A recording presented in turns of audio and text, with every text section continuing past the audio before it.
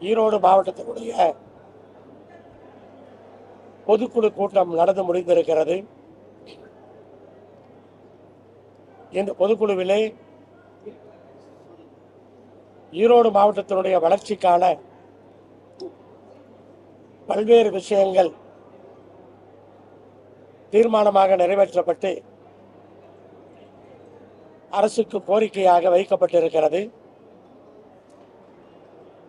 அரசின் கவனத்தை ஈர்ப்பதற்கான நடவடிக்கையாக நாங்கள் இதை பார்க்கின்றோம். முக்கியமான தீர்மானங்கள் என்று சொன்னால், கொங்கு மண்டலத்தினுடைய தண்ணீர் தேவையை பூர்த்தி செய்ய பாண்டியாறு பொன்னம்பலா திட்டம் நிறைவேற்றப்பட வேண்டும். நீலகிரியிலே உருவாகின்ற தண்ணீர் நீர்வீழ்ச்சியாக கேரளாவின் பக்கம் சென்று கடலிலே வீணாக கலக்கிறது. அந்த தண்ணீரைத்தான் தமிழ்நாட்டின் பக்கம் திருப்புங்கள் என்று கேட்கிறோம். கொங்கு மண்டலத்தில் வந்து தமிழக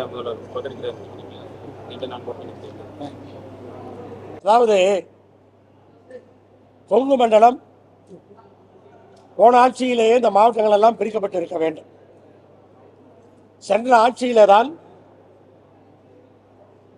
பல மாவட்டங்கள் பிரிக்கப்பட்டது. அப்படிப்பட்ட சூழ்நிலையிலே கோவையிலிருந்து பொள்ளாச்சியை பிரித்து பொள்ளாச்சி மாவட்டம் உருவாகி இருக்க வேண்டும். ஈரோட்டிலிருந்து கோபியை பிரித்து கோபி மாவட்டம் உருவாகி இருக்க வேண்டும். சேலத்தை பிரித்து ஆத்தூர் மாவட்டம் உருவாகி இருக்க வேண்டும்.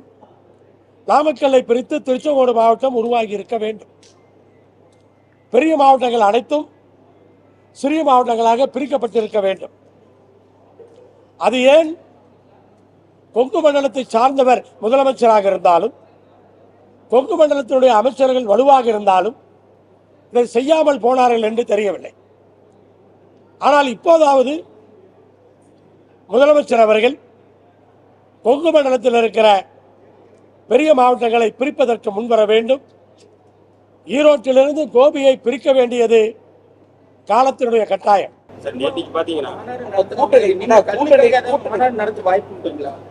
திருமாவளவன் மாநாடு நடத்தின மாதிரி கல்லுக்காக அனைத்து கட்சிகளும் பெரிய மாநாடு நடத்த வாய்ப்பு. அனைத்து கட்சிகளையும் இன்றைக்கு நான் அழைத்திருக்கிறேன். இனி அனைத்து கட்சி தலைவர்களையும் சந்திப்போம். இது ஏதோ பத்திரிகையிலே ஊடகத்திலே கொடுக்கிற அழைப்பல்ல. நேரடியாக அந்த தலைவர்களை சந்தித்து, ஆனால் இது வந்து மொத்த தமிழ்நாட்டினுடைய பிரச்சனை, ஈரோட்டினுடைய பிரச்சனை அல்ல, கொங்கு மண்டலத்தினுடைய பிரச்சனை அல்ல, மொத்த தமிழ்நாட்டினுடைய பிரச்சனை. மொத்த தமிழக விவசாயிகளை பாதுகாப்பதற்கு அனைத்து கட்சிகளும் துணையாக வருவார்கள் என்று நம்புகிறேன். தலைவர்களோடு பேசி முடிவெடுப்போம். நிறைய கூட்டணி வந்து அரசுல வந்து ஆட்சியில பங்கு வேணும்னு சொல்லி கூட்டணி கட்சிகள் குரல் எழுப்பிட்டு இருக்காங்க. இது நம்மளுடைய கட்சியினுடைய நிலைப்பாடு. என்னை பொறுத்தவரை கொங்கு மண்டலத்திற்கான திட்டங்கள் வேண்டும். என்னுடைய ஆட்சியில பங்கு என்ற கோஷம் என்பது நான் கேட்கின்ற கோரிக்கைகள் நிறைவேற்றப்பட வேண்டும். கொங்கு மண்டலத்தினுடைய வளர்ச்சி திட்டங்கள் தாமதப்படுத்தக்கூடாது. இதுதான் பங்காக நான் பார்க்கிறேன் என்னை பொறுத்தவரை. அதாவது ஆட்சியிலே பங்கு, அதிகாரத்திலே பங்கு என்பது தேர்தலுக்கு பிறகு இருக்கிற சூழ்நிலையை பொறுத்து அது தானாக நடக்கும். இப்போது அதை பற்றி பேசுவதெல்லாம் ஒரு பத்திரிகையினுடைய கவனத்தை தன்பக்கம் ஈர்ப்பதற்காக, நான் எப்போதும் தலைப்புச் செய்தியிலே இருக்க வேண்டும் என்பதற்காக எடுக்கின்ற நிகழ்வுகள். விடுதலை சிறுத்தைகள் கட்சியிலே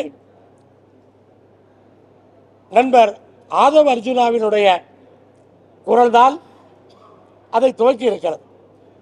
ஆதவ் அர்ஜுனா அவர்கள் ஒரு தனித்தன்மை வாய்ந்தவர், திறமையானவர், அதில் மாற்று கருத்து கிடையாது. எல்லா வசதிகளும் படைத்தவர்.